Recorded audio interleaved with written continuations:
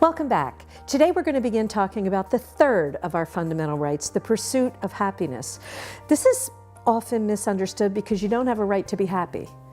You have a right to become the person you were created to be.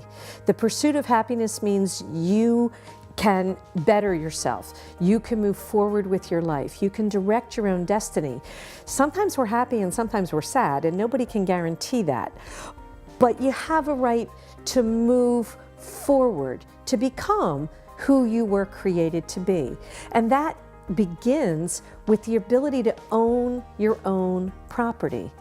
Well, in Pennsylvania, we have this antiquated system of taxation called property tax, in which people who have paid their mortgage can lose their homes because they didn't pay a tax.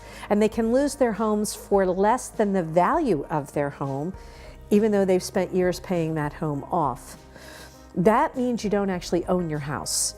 You're just a tenant on the government's land.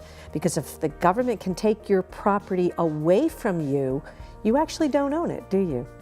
The property tax situation was born more than 100 years ago. It is no longer the best way for us to deal with the situations for funding, whether it's schools or our counties. Every county in Pennsylvania is radically different.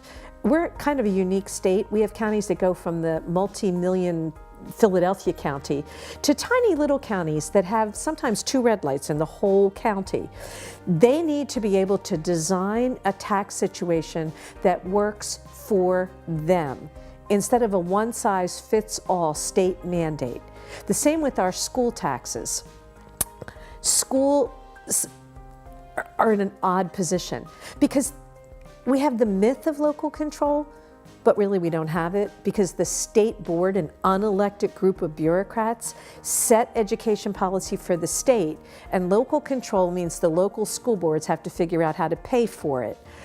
I really wish that I could set policy and have somebody else pay the bill.